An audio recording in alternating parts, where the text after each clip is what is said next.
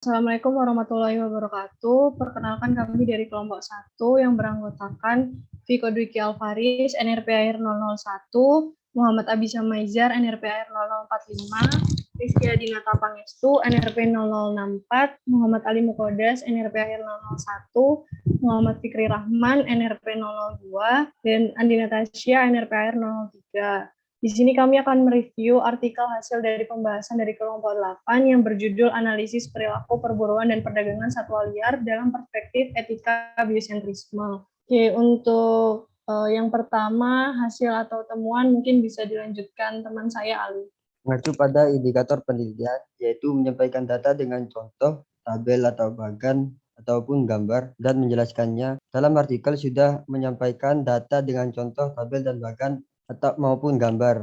Dan kembali pada pertanyaan penelitian dan memberikan jawaban, memberikan komentar ilmiah pada data. Pada artikel kelompok 8 sudah terdapat pernyataan penelitian dan memberikan jawaban. Dan hasil berisi data penelitian yang sudah diolah serta menjawab tujuan penelitian. Pada artikel kelompok 8 memang belum ada tujuan penelitian, tapi sudah berisi tentang jawaban-jawaban yang sudah akurat. Data penelitian disajikan sederhana dan mudah dipahami. Alur penyajiannya juga saling terkait antara paragraf dan didukung dengan sumber referensi yang aktual. Dan mengacu pada indikator penilaian tersebut, maka saya mewakili kelompok kami memberikan nilai 92.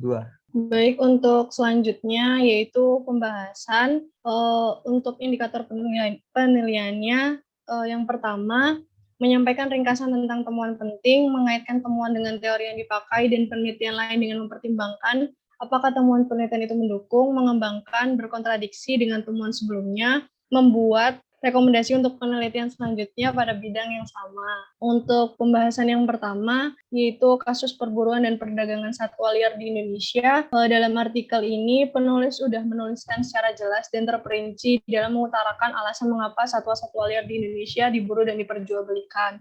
Nah, selain itu juga sumber yang dicantumkan tuh udah cukup jelas. Lanjut ke analisis pelaku perburuan dan perdagangan satwa liar. Dalam artikel ini juga penulis sudah menjelaskan secara jelas juga dari mana pembeli dapat membeli hewan satwa liar tersebut dan dijelaskan juga bagaimana pengiriman satwa liar. Nah, dari artikel ini tuh perdagangan satwa liar dilakukan dengan cara online seperti melalui e-commerce dan juga di pasar ilegal. Untuk selanjutnya yaitu di kesimpulannya. Untuk kesimpulannya juga sudah cukup jelas, sudah cukup singkat dan tidak bertele-tele, dan pembaca juga mudah memahaminya. Akan tetapi untuk teori yang penelitian tidak mengembangkan dan tidak berkontradiksi dengan temuan sebelumnya, jadi nggak ada kaitan. Mungkin saya dari perwakilan kelompok 1 memberi nilai 90.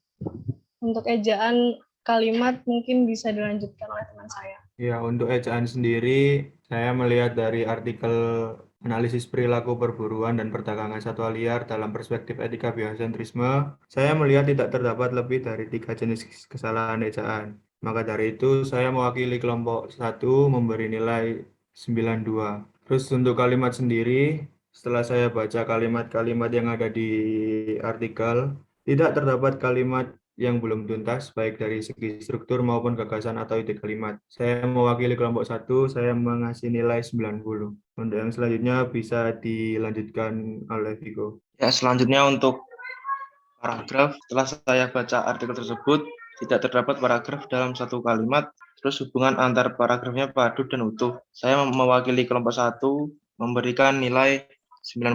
Selanjutnya dilanjutkan teman saya, Rizky.